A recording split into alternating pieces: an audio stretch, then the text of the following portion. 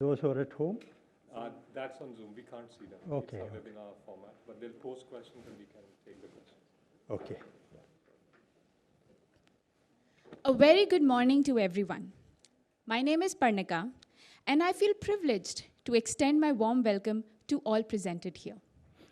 We have gathered here today to talk and learn about the practical challenges of central banking, and who better to hear it from than our distinguished chief guest, Dr. Subbarao.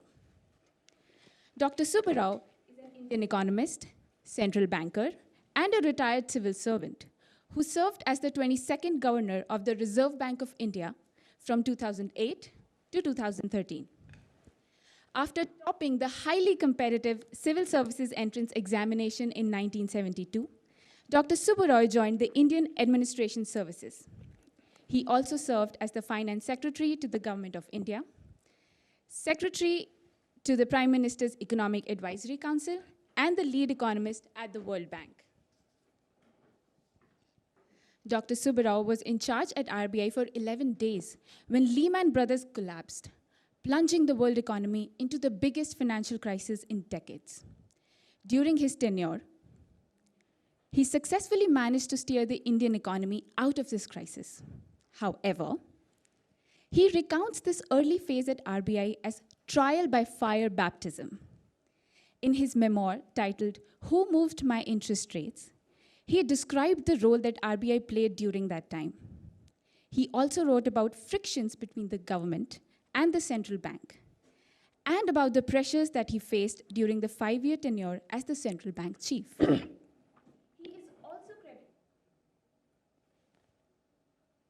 He is also credited with instituting fundamental shifts in RBI's communication with the public. Dr. Subbarao, it is an honor to have you here today.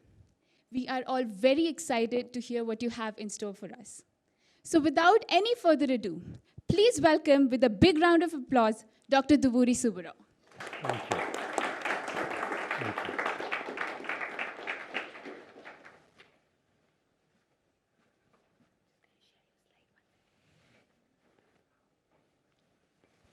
Good morning. She's been very generous in introducing me. Whenever I go, people are very kind to me in introducing. My parents are no more, but whenever people are kind to me, I wish my parents were here. My father would have been very proud. My mother would have believed everything. Okay? So thank you very much.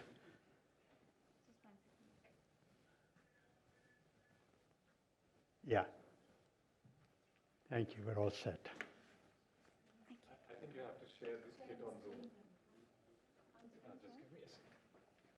I do it every day. Screen two.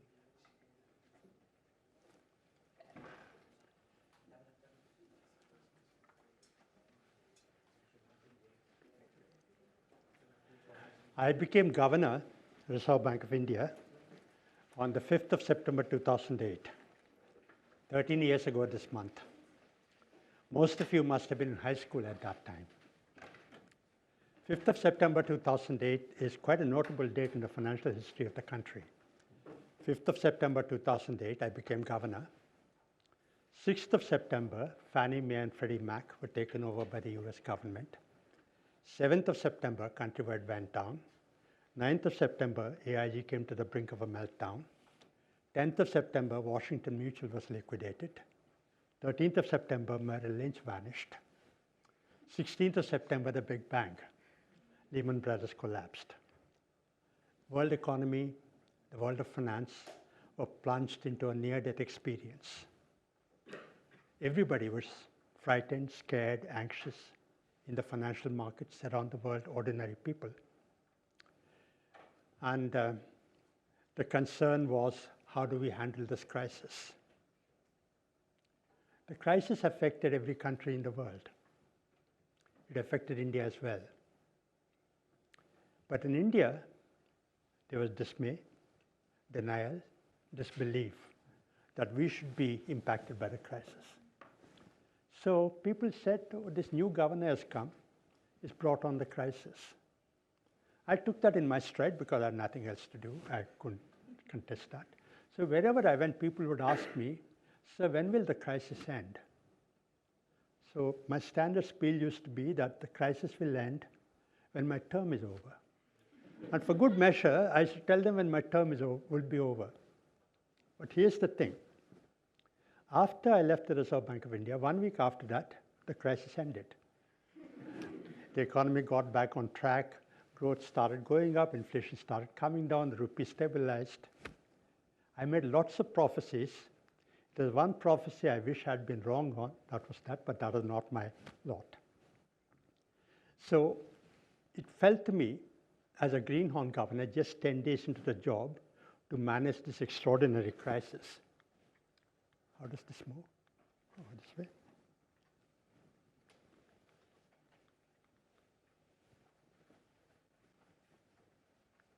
Should I move it with this? Okay. That should work now. Check. Doesn't matter, we'll move it.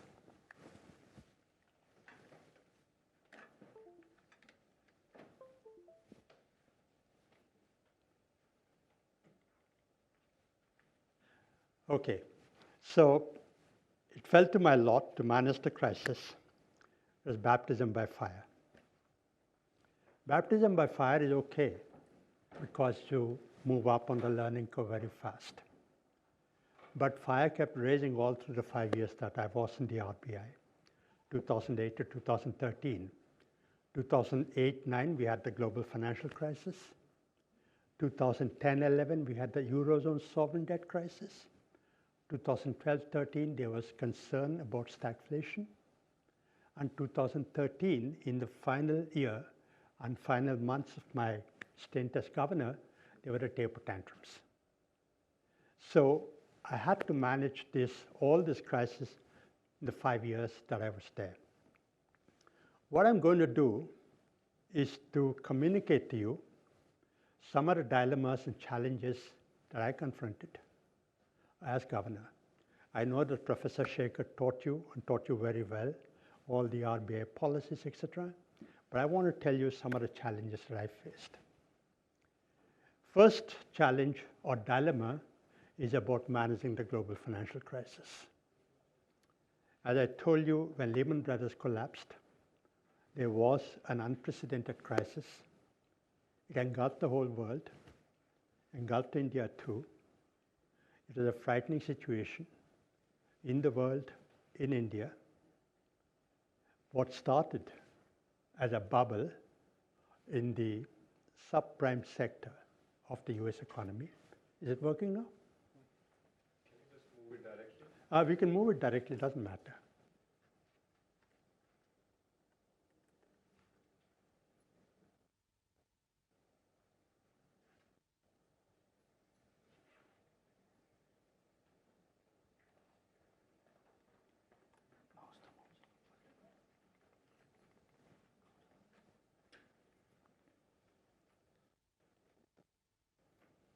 This is Parkinsons Law. Okay, thank you. It works now? Okay, this is baptism by fire. Okay, I told you about that. So these are the one crisis after another over the 5 years. And the Chinese have a saying, may you live in interesting times. I had my share of interesting times, indeed, more than my share of interesting times. What I'm going to talk to you is about these 5 dilemmas. Actually, I listed 5. I think I will talk about only the first 3 in about 20 minutes, and we'll leave the rest for discussion. As I was saying, when Lehman Brothers collapsed and the world was engulfed in a crisis, it was a frightening situation around the world, frightening situation in India. Storied institutions were falling every day. There was fear and panic in the market. Trading in the financial markets had come to a halt. Even seasoned governors like Mervyn King, Bernanke, etc., were bewildered about what to do, not to talk of a greenhorn governor like me. When Lehman Brothers filed for bankruptcy at 12 noon on 16th of September 2008, that's 10:30 p.m., 12 noon New York time, 10:30 p.m. India time. So some senior officers of RBI went back to the office by about 12 midnight. they asked me to come along as well. So I went to the office by 1 o'clock in the morning. The first thing we did was to ring fence 2 units of Lehman Brothers that were operating in India. Lehman Brothers had a primary dealer and a non-bank finance company. So first thing was to ring fence them in the sense that they can't take any money out. Second thing, we issued a statement saying that the Reserve Bank is watching the situation. Remember, I was only 10 days old, so I was asking my fellows, what is this? Such a banal statement, RBI is watching the situation. Of course you're watching the situation, okay? But they were veterans, okay? They said, no, sir, we should do this. And by morning, I was aware of the remarkable calming effect of such a banal statement, saying that the Reserve Bank is watching the situation and will take whatever action is necessary, okay? So there were many challenges in that period. We did a lot of things, conventional things, unconventional things, etc. And this is not, I don't have time or occasion to talk about all of them. I only talk about one challenge that I confronted, which is how do I, as an inexperienced governor, lead the Reserve Bank of India through this extraordinary crisis? I'll tell you why. My credentials were suspect. My credentials were not known. The market was very nervous about whether this guy, who is totally unknown, whether he can handle the situation. That's not a nice thing to happen, because the financial markets must have confidence in the RBI as an institution, more particularly in the governor as an individual. But what was I? 24 hours ago, I was in Delhi as the finance secretary. I flew to Mumbai and became governor. And within 10 days, there was the crisis. So they were very nervous. I was an unknown quantity as finance secretary, because as civil servants, we were told to be anonymous. Do any of you know who the finance secretary of Government of India today is? You don't. Do you know who is the governor of RBI? You do, okay? The governor is a known person, a known quantity. Finance secretary is an unknown quantity. The markets did not know who I was. And that's not a good thing, because the markets need to appreciate the governor, and the governor needs to understand the markets. The governor's stance, style, language, personality, his body language, all that the markets need to understand, and that takes time. That takes at least about 6 months. That time was denied in my case. So the markets were very nervous. And when people don't trust you, the effectiveness of your actions is that much lower. You might be doing the right things, but in an unusual situation, markets are suspicious about whether that thing you did was right or not. That was bad enough. What made it worse was that my credentials were suspect. Why? Because I was appointed on the 3rd of September, the announcement came that I was the governor, but 10 days ago, if you asked anybody, make a short list of possible governors, candidates, I was not on anyone's short list. I was a surprise appointment as the governor. And the previous governor before me, Dr. Reddy, has established a formidable reputation for the independence of the central bank. So the story going around, they put this together, that the government sent somebody, their own person who would be pliable, as the governor. And what is happening during the crisis was that we were doing things that are unconventional. And everywhere around the world, governments and central banks were working together. But in India, the story going around was that we knew this guy is government's lackey put in the central bank. He would only listen to the government. So whenever I flew to Delhi or whenever I spoke to the finance minister, the story was that I was acting on government instructions. Not only that, my credentials were suspect even within the RBI, because your own people should trust you, right? And that takes time as well.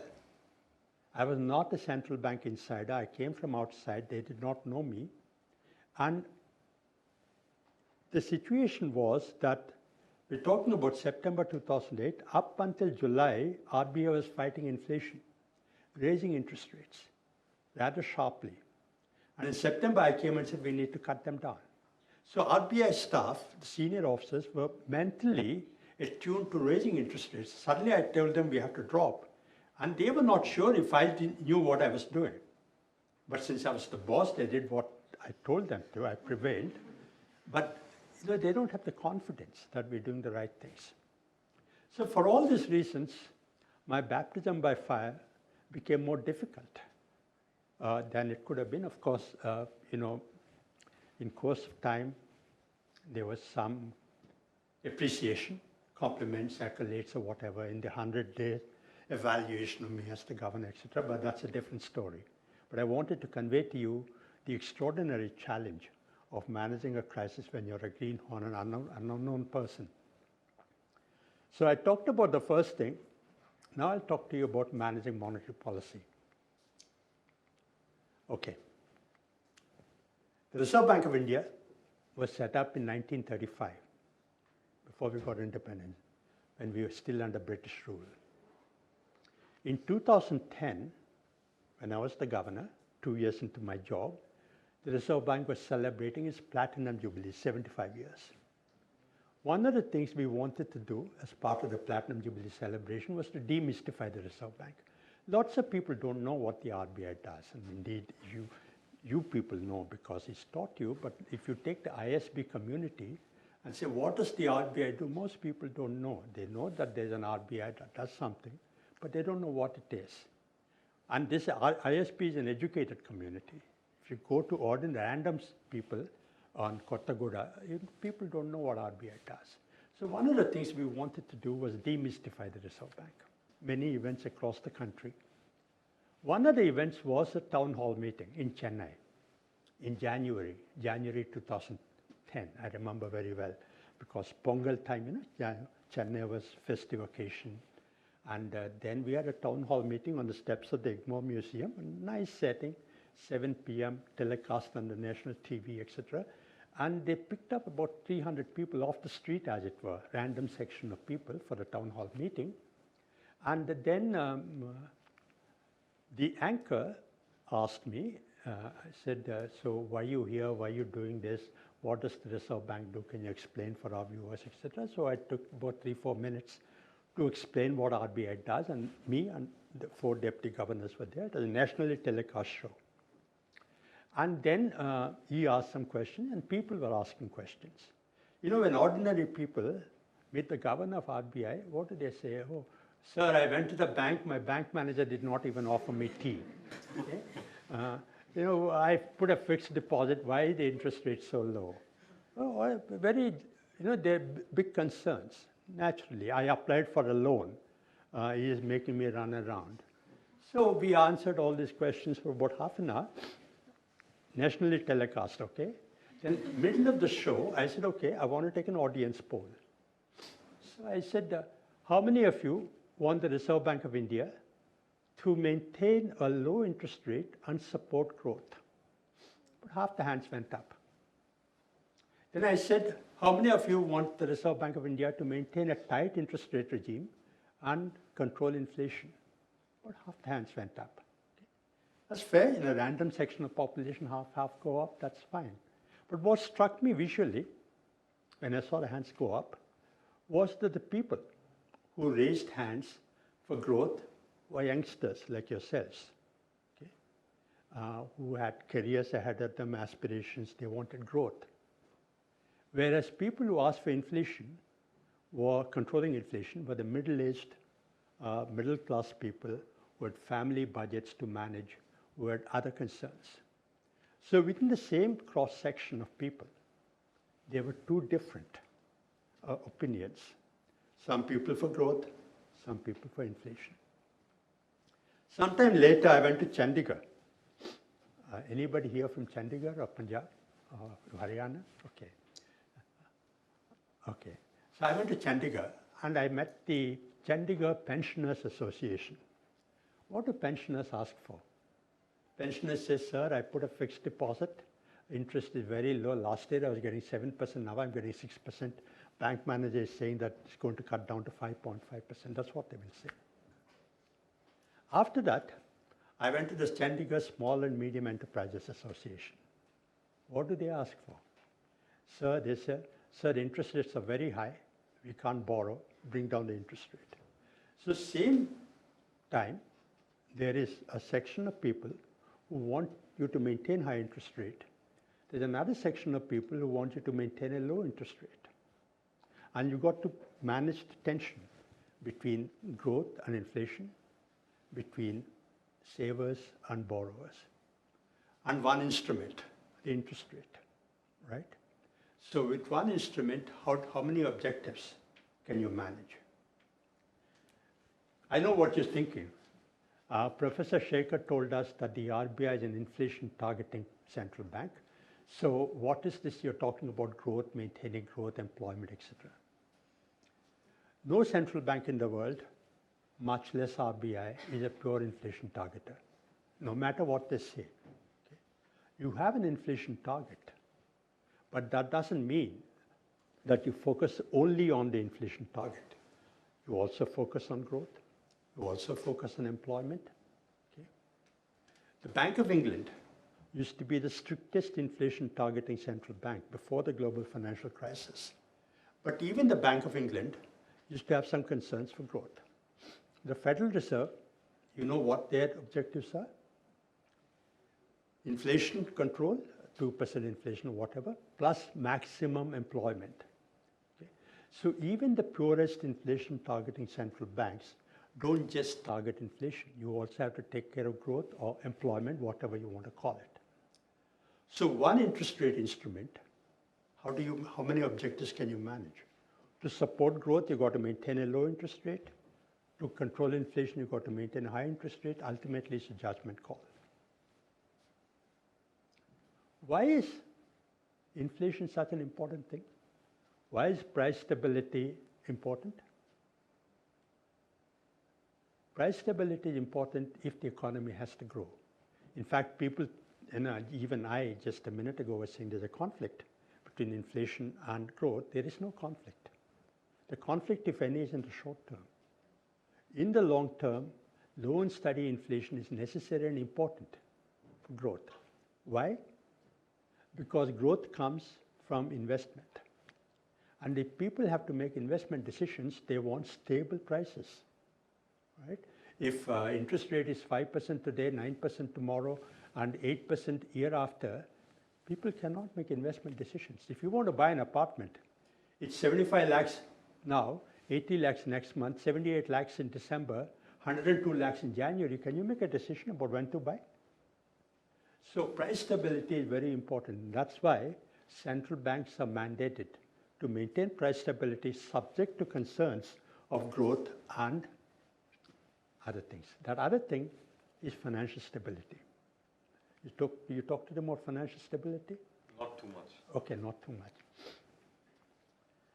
What is, forget, before the global financial crisis, 2008, central bank used to be, some of the central banks used to be pure inflation targeters, unmindful of everything else. And central banks were a triumphant lot, because if you take the year from 1995 to 2005, 7, 6, 7, 8, we had the period of great moderation. In advanced economies, steady growth, low inflation. In emerging economies, rapid growth, steady inflation. So people thought that we had discovered the holy grail. No more business cycles. The world economists have discovered the mantra for stability and growth, that low inflation, steady growth everywhere. Then we had the crisis. So what was the lesson of the crisis? The lesson of the crisis is that even if you maintain steady inflation, even if you maintain rapid growth, you can be blindsided to the cancer of financial instability in the underbelly of the system. That's exactly what happened. Central banks were happy, in fact proud, hubris, that yes, we're maintaining low inflation, we're delivering growth, but they were blindsided to the cancer of financial instability building underneath, and then it collapsed. It exploded. What is financial stability? Financial stability, I said this as governor, and I was embarrassed. I mean, people said I shouldn't have said it, but I can say it in a classroom. Financial stability is like pornography. Okay? You know it when you see it. Otherwise, you don't know it. Okay? Financial stability is a condition where financial markets are functioning properly, There's no bubbles building up. There's no pressure building up. Everything is close to fundamentals, the exchange rate, the interest rate, the inflation rate, et cetera, et cetera. So it's very difficult to define financial stability, but central bankers are now being told that not only inflation, not only growth, but you have to maintain financial stability as well. And with what instrument? Those of you who studied linear programming, you know that for every objective, you need one variable. But here, three objectives, one instrument, which means that you have infinite choices. And the job of the central bank and the job of the governor is to make that right choice, make that right judgment call from these infinite choices. I mean, my sons who were growing up when I was governor, they said, oh, what interest rate? You raised them? What's there? Just raise them. Or cut them. But the point is that it might look like a very trivial decision, but it's a judgment call ultimately. So they've got to juggle between maintaining price stability, supporting growth, employment, preserving financial stability, all this in a globalizing world. You know, there was a time when, at least in India, we used to make policy. We look at our situation, our employment, our inflation, our credit growth, our financial sector, and make a decision. No longer so. What happens around the world impacts us. In 2011, you remember the Eurozone sovereign debt crisis? Some of you might remember that. At about 11 p.m., after I'd gone to bed, one executive director in RBI called me and said, sir, something is happening in Greece. 11 p.m. he called me, okay? So he said, sir, something is happening in Greece. I was a bit irritated, and I said, okay, something is happening in Greece. So what? Then he said, sir, it might have implications. And I had not really gone to sleep, but I had gone to bed. So I said, okay, something might happen, but immediately I was calculating in my mind that Greece is not America, Greece is not Japan, Greece is not China. Greece is Greece. We don't have much banking relationship with Greece. We don't have much trade with Greece. We don't have much commercial relationship with Greece. There's just a few rich Indians go to Greece for travel and tourism, maybe every summer, but that's about all. Within hours, I was proved wrong. By the time financial markets in India opened next morning, there was mayhem here. Okay? So what happens in any one corner of the world, even in a small country like Greece, affects us. You were all, you are not old enough to remember, but if you go back to that period, how many of you ever think of Cyprus as a country? I mean, but Cyprus, what was happening in Cyprus, a tiny island, was affecting global markets in London, in Tokyo, in Beijing, in New York. So financial sector is interconnected, and especially for an emerging economy, what other advanced economy central banks do, what the US does, what Japan does, nowadays what China does, all that matters. That's why you find in our statement, RBI statements, if you read, they have at least 2 paragraphs on the global situation. In one G20 meeting, we were all there, about 20 governors, and about 70, 80 people in that conference room. And then one emerging economy central bank governor, I wouldn't name who, asked Bernanke. Bernanke was the chairman of the Federal Reserve. He said, Ben, when we do our policy, we say, okay, the situation in America is this, situation in Europe is this, situation in Japan is this, and we write about it. We have to reckon with what you're doing. When you make policy, do you ever think of us? And Bernanke just sheepish smile. Okay? So that's the asymmetry in the global system. But what advanced economy central banks do, particularly what the US Federal Reserve does, matters for the whole world. Okay? So I spoke about global financial crisis, monetary policy, and I'll talk a little bit about communication in the next 7-8 minutes. It's about 8 years since I left the Reserve Bank. Several times people have asked me, both in Singapore, in the US, and here in India, what would you have done differently? That's a difficult question to answer because people are asking the question, are actually asking with the benefit of hindsight. Right? What happened after you took the decision, and they're saying, what would you have done differently? You were acting in real time in the universe of knowledge available to you at that time. Whereas people are asking the question and asking with the benefit of knowledge. So the right question should be, if you had known then what you now know, what would you have done differently? Okay? But when people press me, what would you have done differently, I normally say that I would have placed greater emphasis on how I was communicating and how the RBI was communicating. Okay? Because the markets pay very close attention to what central banks say.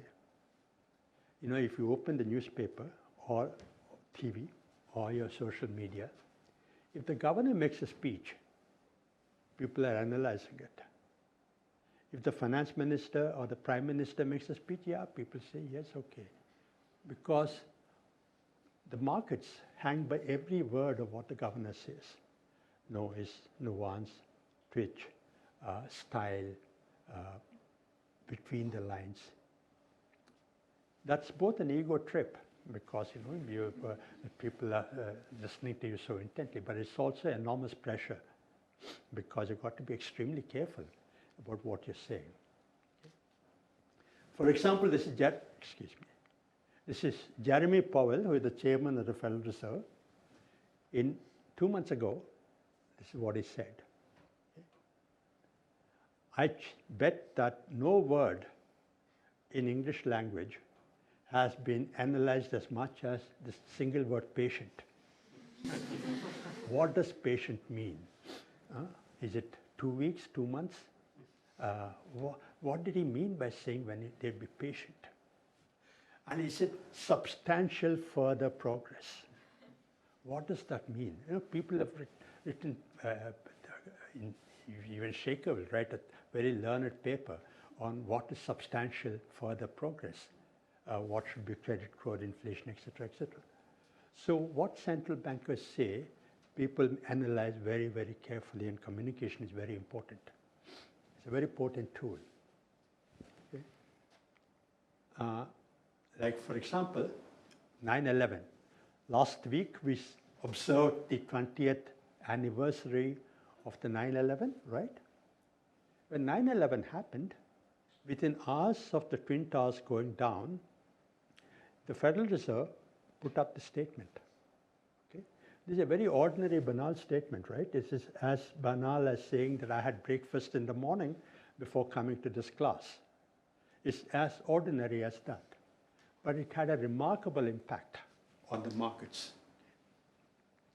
And during the crisis, the American Federal Reserve kept saying that they will maintain an exceptionally easy policy over an extended period of time.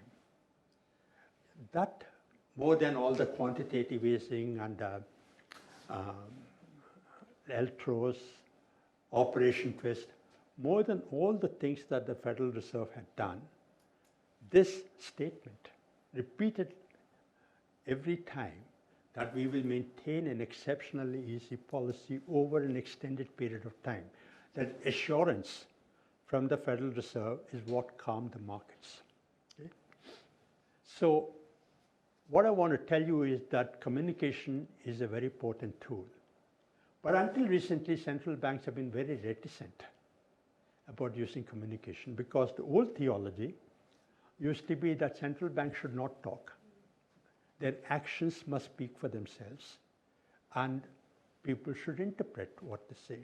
And some people took it to great level. You heard of Alan Greenspan? Alan Greenspan was chairman of the Federal Reserve before Bernanke. For 18 years, he was chairman of the Federal Reserve. And he took great pleasure in mumbling, in being incoherent. People say that when he proposed to his future wife, he had to say it 7 times before she realized that he was actually proposing to her. Okay? So, and this is what Greenspan said after about 5 years of being the chairman. This is what he said. So You know, it's like central bankers used to take pride in the fact that they're being incoherent. But today that's changed because it's a very potent tool. What's changed? The central bankers now communicate. Several things have changed. One, central bankers have found that it's easy or it's possible to manage expectations when they speak. If the RBI injected more liquidity, instead of just injecting more liquidity, if they said this is what we expect will happen because of our action, that manages expectations of people. So it's an additional policy tool. Second reason is that in democracies, central banks are not accountable. I mean, the governor is not a member of parliament, right? In fact, Mr. Chidambaram, who was finance minister, used to tell me, you're governor, you don't have to go to the parliament. I have to answer on your behalf in the parliament. He used to be irritated with me. So the governor is not accountable. RBI is not accountable. So central banks use communication as a tool or as an instrument for accountability.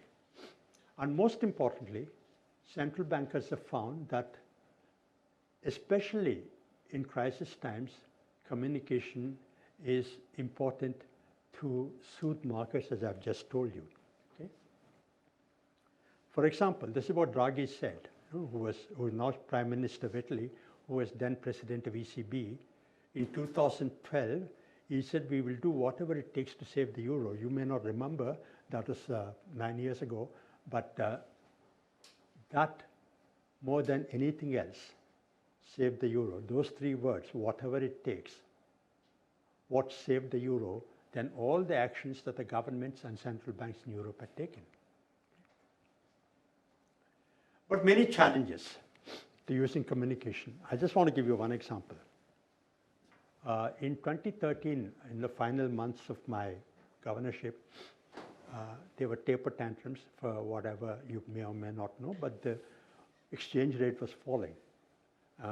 Fell about 15% in about 3 months. It's like, 75 rupees, 75 to a dollar, becoming 85 to a dollar by December. That's a drastic depreciation in 3 months. Exchange rate was falling. RBI was intervening in the market, doing a lot of things to manage to prevent the free fall of the rupee. And the more we were doing, the less it was producing results, the more nervous the markets were getting, and more depreciation. So we were getting into a vicious cycle, right? You understand what is happening? Vicious cycle. Then, in July 15, I remember a date very well, I raised the interest rate by 1 percentage point. That's a very drastic action, 1 percentage point. And that too, for preventing depreciation of the rupee. Central banks do not usually use the interest rate as an instrument for exchange rate management. They have other instruments. Even if they do, they won't admit to it. What I did was not only raise the interest rate to protect the exchange rate from falling, but we went on the air and we said in our statement that we took this extraordinary action to prevent depreciation of the rupee, prevent volatility in the rupee. Okay? That came at a time when growth was falling, stagnation time. Okay? There was concerns about growth. So people were on the TV that evening and in the newspapers the next morning, there was lots of debate about whether this action by RBI in raising the interest rate is going to hurt growth. And everybody said it's going to hurt growth. Then 11 o'clock next morning, there was a media conference. I knew they would ask me that, you took this action. Will it not hurt growth? So I was prepared. Sure enough, I walked into the conference room, a media conference room, and the first question was, Governor, you raised the interest rate by 1 percentage point. Is it not going to hurt growth? So I said, yes, we are sensitive to concerns of growth. These measures are temporary. We will withdraw these measures as soon as the rupee stabilizes. Right? Completely wrong. Okay. The market reaction was brutal, unforgiving. The rupee tumbled by about 3% in 3 hours. I was flustered, actually. And this is market time, okay? It's not evening. 11 o'clock, I said it. By 2 o'clock, the rupee tumbled by 3%. So I was flustered. I said, what did I do wrong? I said exactly what was in the statement. Then I got together with some people, my senior officers, and they said, sir, you were very apologetic. What did I do wrong? You were very apologetic. You should have been more firm, more confident, more assertive. That is true. What the market really wanted to hear from the governor was that not in such drastic terms, but the message they wanted to hear was, at this time, we don't care about growth, we don't care about inflation, all we care about is the exchange rate. And Reserve Bank's undivided attention is on preventing depreciation of the exchange rate. That's the message I should have given. Instead, I waffled. Oh, we're concerned about growth, we're concerned about inflation, we're concerned about exchange rate. So they said the governor is he's very apologetic about what he's done. He doesn't have a conviction about what he did, which is a big communication faux pas on my part, which I learned later. So I said, what should I have said, later on? So this is what I said. And what I should have said is that we will not withdraw these measures unless the exchange rate stabilizes. Okay? Alpha male. Some people said Subbarao should be alpha male. I didn't know what alpha male meant at that time, so I Googled. And even till today, I don't know whether not being an alpha male is a certificate of weakness or a badge of honor. Okay? So I leave it here. Okay? I spoke about global financial crisis, monetary policy, communication. I'll stop here, and let's take it from. Okay?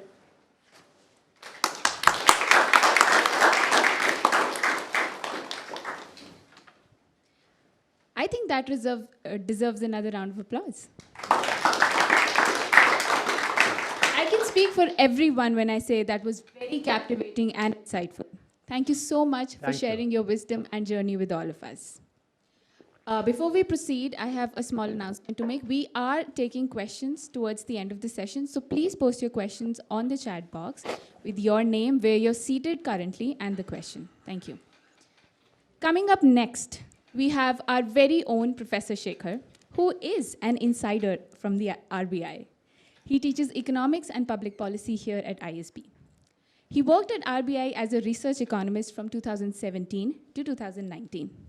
Here to pose some very interesting questions, please welcome Professor Shekhar. Thank you, Parnika. Thank you, Dr. Subbarao. It was exhilarating. I think I'm even more excited because I worked at the RBI. And at least now I know why they are so scared talking about exchange rates, because when I was there in 2017, they would intervene, but they would never say they are intervening. Yeah. So maybe it's the episode during your time. Episodes, not just my experience, but yes. I'll take up from there. We already talked about the communication. I want to go and look at the experience in general when you joined the central bank. There were a lot of changes that you did immediately. So while in the advanced economies, they were cutting interest rate, they were also instituting QE, other kinds of policy to keep the liquidity going.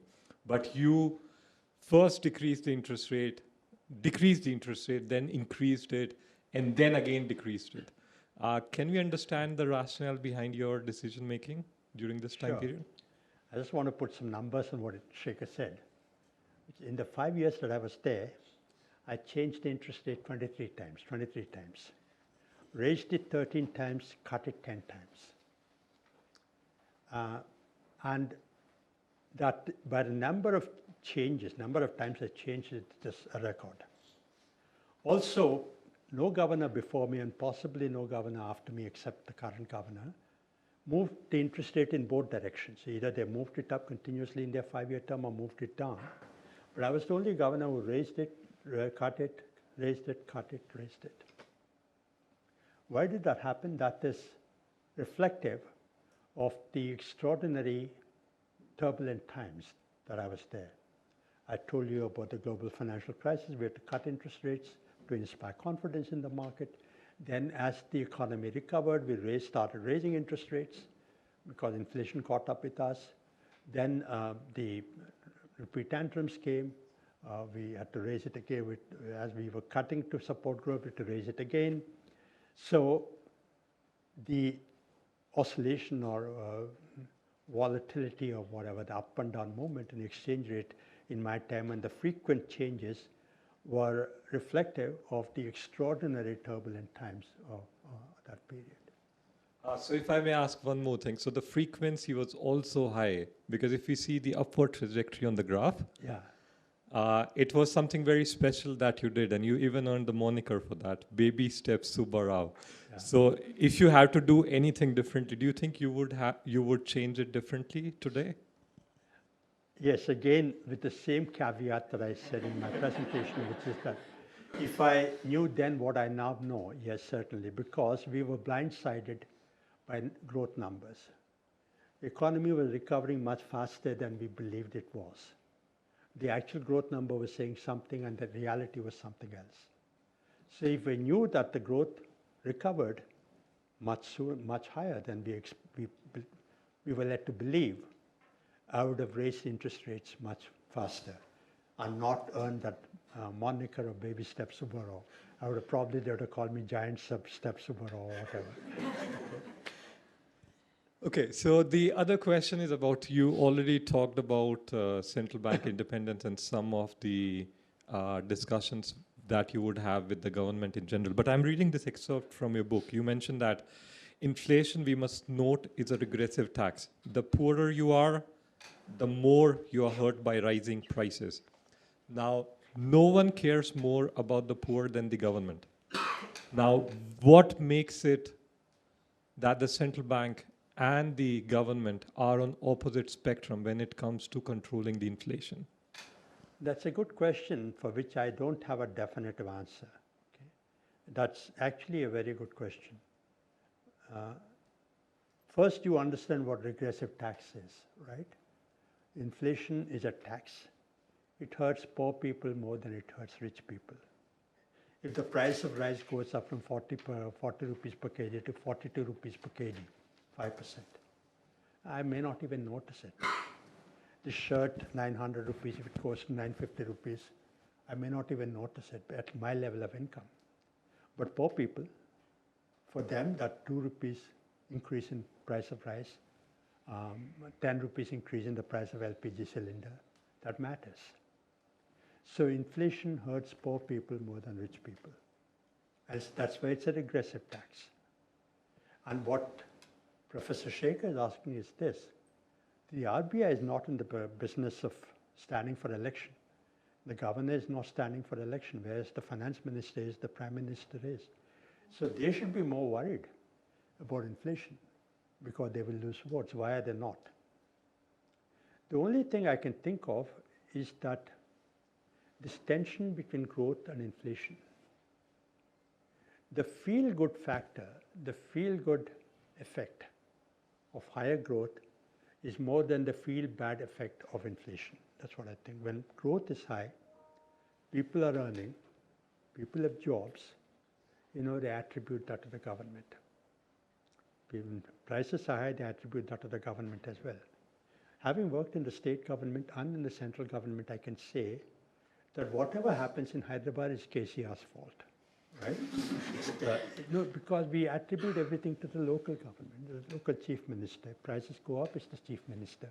If a traffic accident, it's the chief minister. The pandemic is the chief minister. If the hospital I go and there is no care for me, it's the chief minister. So people attribute the pain of inflation to local governments and the pleasure or the happiness that comes from growth to a higher level of government. And I think that is one explanation, possibly unsatisfactory, but that's the only thing I can think of.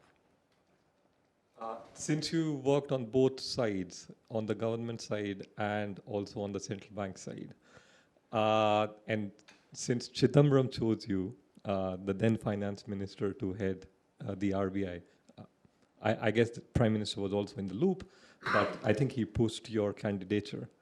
How would you rate your relationship with Chidambaram during this time? Was it easy to explain to him your actions or not? And also the other finance minister you worked with Mr. Mukherjee. Yeah, I have a lot of regard for all the finance ministers that I worked with. Chidambaram, and when I was finance secretary, he was finance minister. Then, of course, Pranab Mukherjee took over. Pranab Mukherjee was the finance minister for much of my period as the governor. Then I also worked with Dr. Manmohan Singh when he was finance minister, when I was a middle-level officer in the 90s. They are two different personalities. Chidambaram is more hands-on, very sharp, tries to understand, and more confident. Whenever I met him, it was one-on-one. I wrote about this in my book as well, so that I'm not telling you anything that's not in public domain already, which is that he would challenge me on what action I was going to take, why I should actually cut interest rates. When I said that I can't, I got to raise interest rates, he would challenge me on facts, on figures, on analysis. And of course, he would also show his approval or disapproval of your actions more transparently and more openly than would Pranab Mukherjee. Pranab Mukherjee is the old school. He was finance minister even before I was born. So, he was finance minister when I joined service in the early 70s.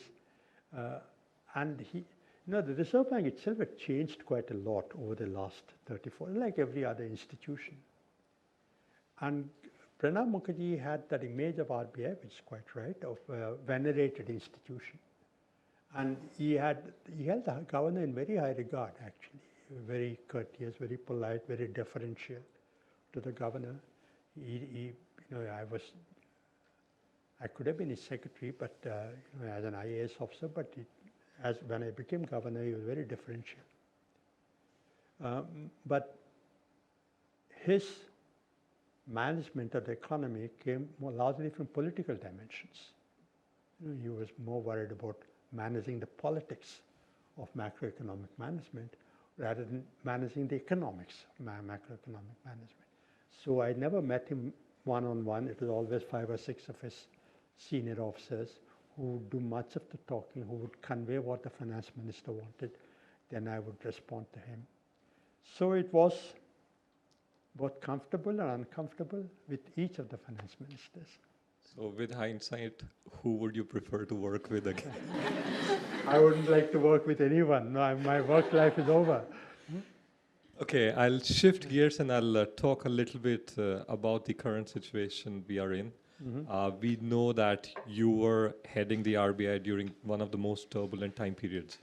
What is your suggestion and what is your reading about the current crisis and the action of central banks around the world? Of course, it's a very different type of crisis. During that time, the inflation was going down, but now we see that the inflation is picking up even in advanced economies. Some thoughts on that, please. Sure. 2 things I want to address in response to that question. Shekhar is very right, which is that the financial crisis triggered by the pandemic is completely different from the global financial crisis. In terms of instability in the market, in terms of what central banks and governments have done, it might be the same thing. If you go back to the GFC and go back to this crisis, central banks have done the same thing, cut interest rates, infused enormous amount of liquidity, did a lot of unconventional things, assured the markets, etc. But the important difference is this, that the global financial crisis originated because of a cause in the financial sector. Because of bubble in the financial sector, there was too much of leverage, bubble pressure had built up, and then it exploded, and we landed in a crisis. The financial crisis in the wake of the pandemic has arisen because of a virus, which is outside the financial system, which is outside the economic system. The ultimate solution to the current crisis has to come from science, from medicine, either by way of vaccination or by way of cure. What central banks and governments today are doing is just doing a holding operation. Whereas in the GFC, global financial crisis, central banks were in the forefront. Their job was to inspire confidence in the market, to stimulate the economy and restore stability. Now they're doing a holding operation. They don't know when it'll end. All they're doing is till the crisis ends, till the pandemic comes down, they have to do something. There's another important difference not usually noticed. During the global financial crisis, what governments and central banks were doing was synergistic. Whereas here, if you notice, in the wake of the pandemic crisis, they're doing two opposite things. On the one hand, the RBI is cutting interest rates to stimulate the economy. On the other hand, the government is imposing lockdowns. So it's like, putting food in front of a child and locking up the child. You want the child to have more food, but you lock up the child. There is conflict. I'm not saying the wrong things. They had to do them. But you to understand that by way of the solutions, the global financial crisis was different than in this situation today, when for at least some time, when there was a lockdown, on the one hand, you're trying to stimulate the economy, on the other hand, you're trying to lock down the economy. They were working at cross purposes. I think in the event, the government and the central bank have done extraordinary things. They've done, there's lots of wisdom in the government and in the RBI. I think they've done the right things, all the right things. You could, of course, say that the government should have stimulated more, should have spent more, should have done this not in September, but in July, etc., etc. But by and large, I think what they've done is fine. I think we are running out of time, but I would want to ask you, is it okay if we take a few questions from the floor? Any questions?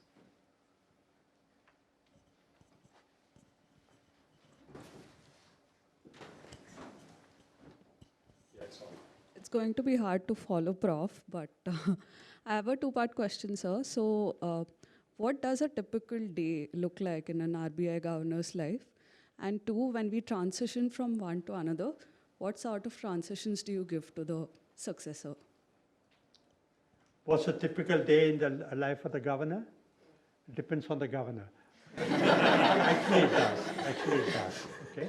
Because there are some governors who delegate everything, who don't meet anyone, let the deputy governors take care of it. There's some governors who are very hands-on. Whatever job you do, you know that. The same job, the way you approach a job, your style of doing might be different from your predecessor. But I know that that's an unsatisfactory answer. I'll tell you what about my day as governor. If I was in Mumbai, as soon as the markets open at 9 o'clock, you would get an SMS saying that this is the exchange rate, this is the 10-year G-Sec rate, this is the interest rate, this is the call money rate, etc. And most of the time you don't notice variation. There are, of course, changes moment by moment, but if there's any extraordinary change, somebody would call and tell you. Then you go to the office, you meet people, you have meetings. Every Wednesday, for example, there would be a meeting of the core committee or to discuss the macroeconomic situation. You have meetings to discuss regulation, financial inclusion, all the activities of the RBI. You meet with market participants. You meet with corporates. Then you give speeches. You prepare for speeches. Then, one thing I noticed, is, at least in the government here, if I was finance secretary, and Shekhar is my friend, right? He'll come to the secretariat and say, I want to see Mr. Subbarao. then my PA will say, oh, he's free, go in, it's okay, free. Because the point is that if there's nobody with you, you're free. The presumption is that if you're nobody with you, you're free. That they don't calculate that you need some time for yourself. You need to read, study, etc. That I found difficult. Every day, whatever job you do, okay, you should have some time to yourself, away from your meetings, away from your daily routine, to study what's coming, especially now there's so much coming, right? So that would be a typical day, but I used to travel quite a lot as well, within the country and outside, and travel in order to understand what's happening outside the country for conferences, etc. The second question about transition from one governor to another, actually in the government, there's another thing. Transitions happen abruptly. I was appointed on the 3rd of September, and on the 5th of September, I was asked to go and take charge. It's not as if I was giving up an ordinary job, If it was not as if I was serving tea in the office, I was the finance secretary.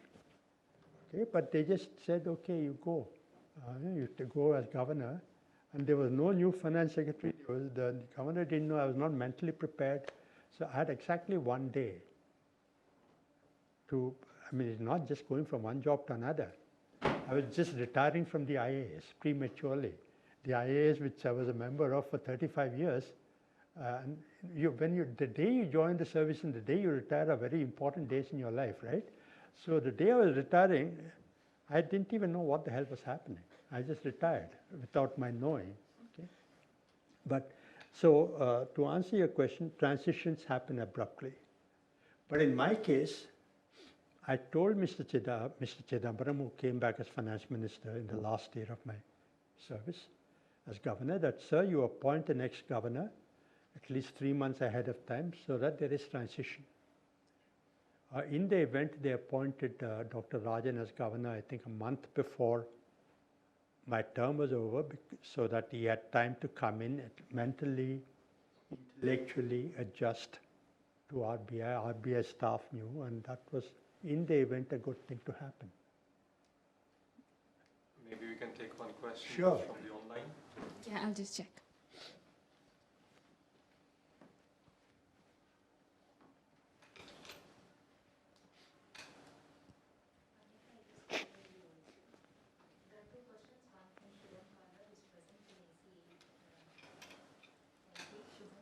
We can take the last one, it's more controversial. I think 3 more questions from Tanushree. Tanushree is actually sitting right here. Both are from PCA. You can read them? Yeah. Okay, I can't. Okay, go ahead. No, go ahead, whoever. What are your views on demonetization and how it impacted the economy of India? That deserves another lecture. I don't mean to trivialize that. That's a very important issue, demonetization. I spoke quite a lot about it. That time I was in Singapore. Virtually everybody who's anybody spoke about it. That is an issue on which virtually every economist, every non-economist in the country spoke about. And now that it's all over, this is not the time to do a post-mortem of demonetization. But what we should be looking for as long-term impact of demonetization, what would you be looking for? If you were to study today in 2021, 5 years after demonetization, what would you be seeing as the long-term impact of demonetization?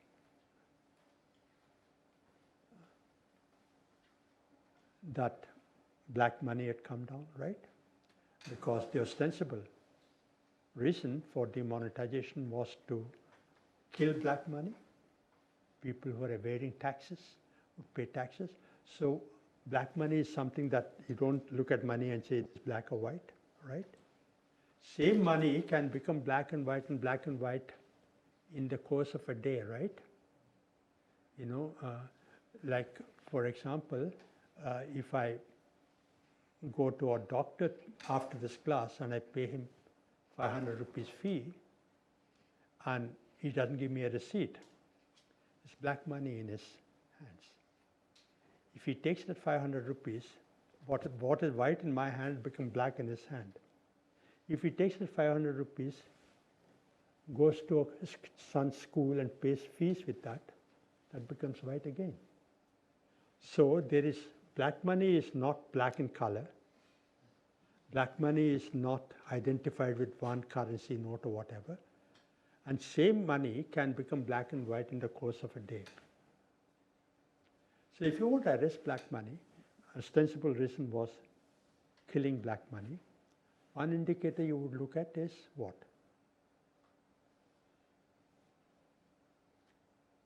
Any guess? Pardon? The amount of cash that came up. That's one good answer. That's one question. Cash in the economy, cash as a percentage of GDP, right? That's a good question, good answer. But you know, cash as a proportion of GDP is also changing because of a number of other factors. Today, lots more people pay by Google Pay, Amazon Pay, Phone Pay, etc., than in 2016. So cash in circulation might have come down today because of other factors, not necessarily because of black money. So if you're doing an experiment, that's a good answer, but you have to control for other factors. Right? What else could be the answer? Increase in collection of taxes. Absolutely, increase in taxes. Not just commercial taxes, all taxes. Tax GDP ratio. Tax GDP ratio also goes up for a number of reasons. If the economy is doing well, tax GDP ratio goes up. If the economy is not doing well, it will go down. So you have to see if there is a sustainable, permanent increase in the tax GDP ratio, controlling for other factors. Okay? For example, GST today. GST, they're getting a higher take than government expected. 1 lakh rupees per month, 1 trillion per month every month now. GST is self-policing. You expect that when you shift it from VAT to GST, it will go up because GST is self-policing. The example I gave you, a doctor, etc., that wouldn't happen if it is GST. If I was registered under service provider, the doctor registered under service provider, I would count that as an expense, you would count that as an expense and all that. I gave you a trivial example, but because GST is self-policing, because of GST, too, tax GDP ratio will go up. So you have to control for all these factors and see if tax GDP ratio has gone up on a sustainable basis. That is the impact of monetization. So I don't know the answer, but my answer to demonetization is that it's an important question to study and do a term paper on whatever. Just a minor question. Did you get any such suggestions during your tenure to think about demonetization, or it was totally... See, not during my tenure. I've been in the government for 35 years. And demonetization is nothing new. People talk about it. It keeps coming up, you know. India did demonetization before, not the first time. And in every meeting, you know, not every meeting, but whenever there's a meeting, as finance secretary or you know, even when I was a middle level officer, can we demonetize is an option on the table. So what Prime Minister Modi, he did not invent demonetization, but he implemented it. Thank you so much, Doctor. Is it okay if we take one last question? Okay by me. I don't know about you guys, but completely okay by me. Under the current government, the NPAs have risen by almost 3 times. What can the central bank do to keep NPAs in check? Will bad banks help in this regard? This is by Shubham Karla. Will what help? Bad banks. Bad bank. Yeah, that again is a separate lecture by itself. But I will not go into why NPAs had gone up, etc., but let's take that as a fact. The NPAs had gone up. What can RBI do? What RBI can do is to regulate, learn from that, and regulate more effectively. Not that if you regulate more effectively, you can completely prevent bank failures or NPAs, but you can minimize them. It's just like bringing up a child. You can look after your child well so that she or he doesn't fall into bad habits, doesn't get into drugs. You can't completely eliminate it, but you can minimize it. So that's what RBI should do. Learn to be more effective in the regulation, but that's not saying that's just English. Okay? So what does more effective regulation mean? You know, when I went to London, for example, I would meet the manager of State Bank of India in London, and I would ask him, what difference is there in London and in Mumbai or in Hyderabad, SBI? He is manager SBI here, he is manager SBI in London. So what difference is there? You would say, sir, in London, the regulation is much more intrusive. Most of the time, if you're a big bank, there's a regulator sitting in your bank. Whereas here, RBI lets banks function. Even in SBI head office, there is no RBI functionary there. So RBI should do more intrusive regulation, should have a better market sense, not just depend on their own feedback, but also talk to people who are actually observing the market. Talk to Shekhar, for example. He's a professor of economics. He has some knowledge of what's happening in the economy that RBI insiders may not know.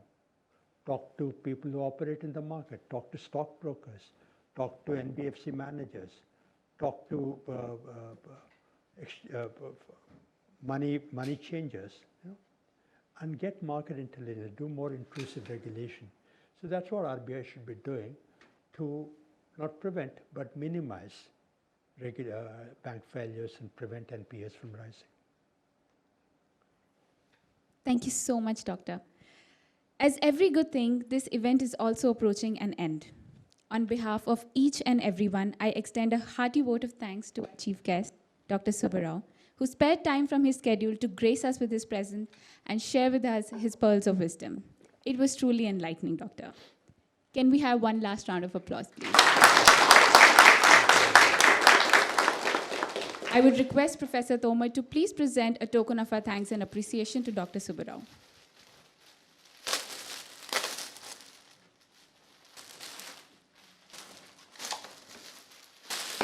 Thank you Thank so you. much, sir, for coming. Very kind of you.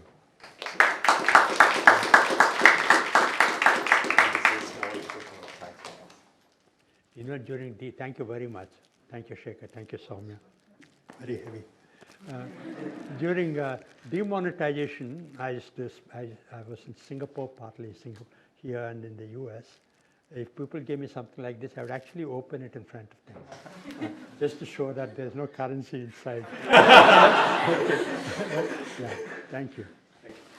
So thank you everyone for coming. I would again like to thank Governor Subbarao for gracing this situation, this occasion. And I would end with the Chinese proverb. I know Dr. Subbarao uses it again and again. May we all live in interesting times. I think this is an interesting time. So thank you once again for coming and giving us this lecture. Thank you.